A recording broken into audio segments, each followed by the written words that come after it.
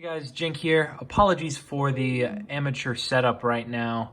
I'm in the process of moving, hence why I'm actually starting this channel. Um, for those of you who don't know, and if you haven't been able to tell by now, I'm a huge action figure collector. Probably not a huge one, but I do collect action figures. And right now they've just been sitting in various boxes and bins, taking up a lot of space. While I'm in the process of moving, and I was bored today, and I've been wanting to review some of my figures for a while now, so there wasn't really a better time to start than now, I guess. So let's get into it. Today I wanted to take a look at some fairly recent pickups I got. This is of course the Hasbro, Gaming Greats, GameStop exclusive, whatever long string of words GameStop decided to put in their system. Basically, they're just two repainted Stormtrooper molds for the Star Wars Black Series line. The Gaming Greats subline for that series. Pretty simple figures, pretty simple repaints, remolds, if you ask me, but I do really find them to kind of be striking. Ironically enough, I don't actually have the standard Stormtrooper mold,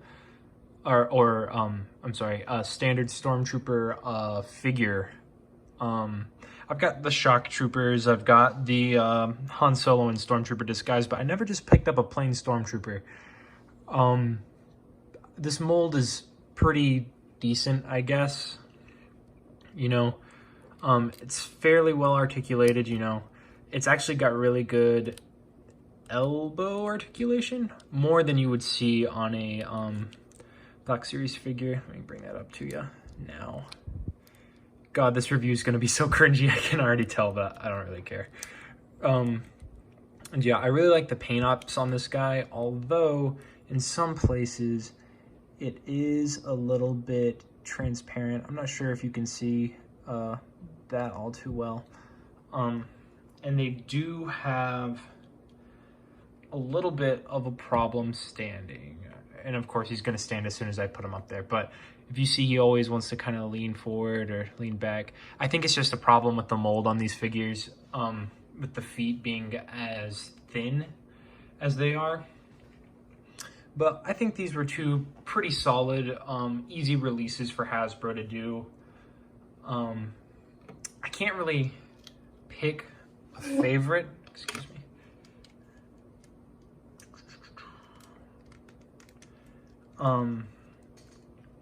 I really like the sparkles that they mixed in here. The little on the gunmetal parts of this figure. The transparent parts, I think the torso looks a little bit cheap, to be honest, but I really like the fading on the arms and right here. Actually, if my phone will focus, it's not gonna focus. There we go, there we go. I really like the fading there. These are both from Star Wars The Force Unleashed, and hence the Gaming Greats. I don't think they're canon designs anymore for the Star Wars universe, but that's okay. As for accessories, you've got your standard, for both of these figures, they come with basically the exact same accessories. Paint applications might vary a little bit. You've got your standard rifle, they, wish it would focus. They include these in a lot of Stormtrooper figures. It's not gonna focus, but I don't really care.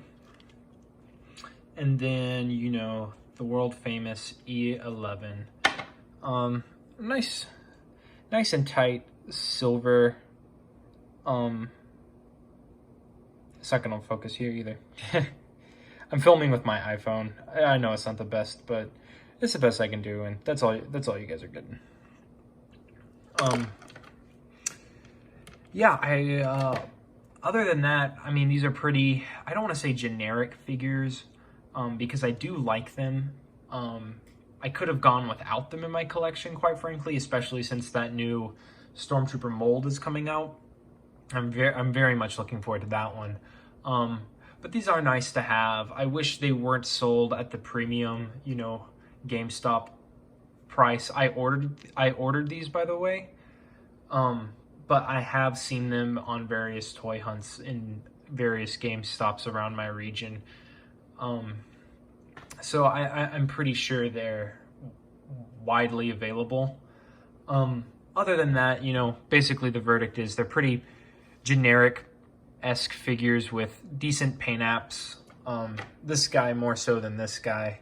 More so, I like the... I don't know, they're different enough for me to like them both equally, you know what I mean? I like the paint apps on this guy better than the Shadow Trooper here, but I do really like the fading and the gunmetal with proper lighting, which I don't have, if you couldn't notice by now. I think that he could really stand out and look pretty dynamic. Other than that, you know, like I said, pretty standard Black Series figures. The boxes are nice. I really appreciate the Gaming Greats boxes. I'm actually an open box collector. If you couldn't tell, I generally throw away my packaging. But these ones I thought looked very nice. And I wanted to keep them actually because I really love the artwork on these. I think this part honestly looks a little bit better than the figure, for being honest. You know, I think it looks pretty great. I appreciate how the different shades of blue incorporated on the figure's paint scheme also are on the packaging's paint scheme, and of course they have the Gaming Greats tag there. But other than that, you know, I would probably give each of these figures a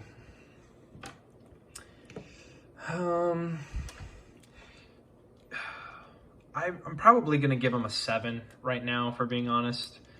You know, they're pretty nice to fiddle with, but I think if they were on that new Stormtrooper mold, the Rogue One / Mandalorian mold that's coming out soon, I think I would really appreciate them more. Because I just think that, you know, as soon as we get that new mold and new figure coming out later, these are kind of gonna stand out and look weird next to them on the shelf. I don't know. But yeah, I think these are pretty decent releases. Not entirely necessary for your collection, but I think they're probably worth picking up, especially if you like The Force Unleashed, or if you like Troopers, or even just the paint. I would maybe just wait until GameStop does a 20% off sale or something like that, because I wish I hadn't have paid I guess I paid $24 and then shipping from GameStop because I ordered these. So the total ended up being around $30 for each, and I wouldn't necessarily recommend paying that steep of a price for remolds and repaints. But I did it. So yeah, I'm gonna compare these guys to a couple of other figures I've gotten recently, and just so you guys can get a sense for scale. I know these figures have been out for a little bit, so I know there's other reviews online about them, but I'm just gonna do my own thing, so who cares? Alrighty, so I'm only gonna compare one of the Troopers because they are the exact same mold in the first place. So here's the Shadow Trooper compared to the height of a pretty standard, commonly used buck in the Marvel Legends line. This is the, everyone calls it the Bucky Cap buck, but Nick Fury's on it right now. So that's him compared to a pretty, oops, drop somebody. That's him compared to a pretty standard sized Marvel Legend. And then Spider-Man, like I said, I'm moving, so all my figures are sadly in a bin right now, and Spider-Man was closer to the bottom. So here's Iron Fist. He's on another pretty standard Marvel Legends buck, the Pizza Spidey, as everyone calls it, buck.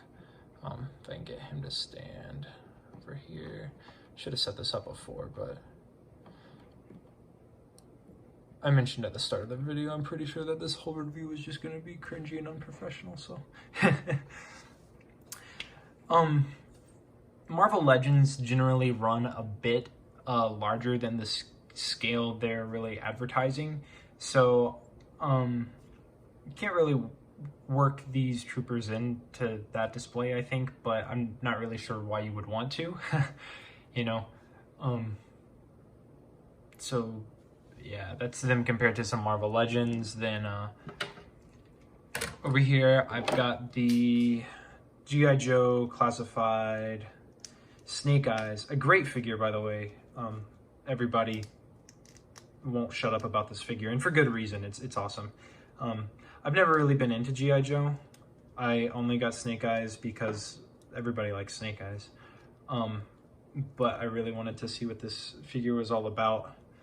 So I think the G.I. Joe line honestly runs to a similar scale as the Star Wars Black Series, you know, an appropriate 6-inch scale, whereas Marvel Legends run a bit bigger. So yeah, that's him compared to Snake Eyes, and it looks like I left my other comparison across the room, so I'm gonna go grab him really quick. Here is the Trooper compared to one of my favorite McFarlane figures to come out recently, the DC Curse of the White Knight Azrael. As you can see, this is a 7-inch line. I mostly just brought it in to show it off, and I was happy I found this one. But he towers over the Trooper, but this is a 7-inch scale, so that makes sense.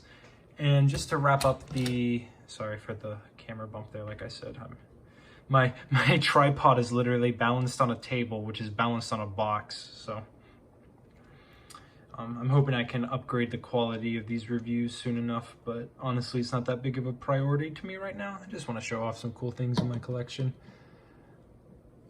So there is the Trooper compared to the standard Mandalorian release that came out a little bit ago. Super excited for the Beskar one. I actually don't make customs too often, and I made a custom Beskar Mandalorian. And there's Baby Yoda. I think Baby Yoda's honestly underscaled here, but that's a whole different rant. God, he's so tiny. I don't remember him ever being that tiny in the show, but I guess I could be wrong. I mean, look at him over here. That's yeah. I think this lines up pretty nicely, you know. And that's gonna kind of do it for this very cringy, very low effort, and quite frankly, unprofessional toy review. You guys have a great day today. If you feel like giving me a sympathy subscribe, do it. But if you don't, fuck it, who cares? And yeah, have a great day. Stay safe while you're hunting, or maybe just order everything online because that seems like a smarter idea. Unless you're trying to order G.I. Joes, which you'll never be able to do. And yeah, good luck, everybody.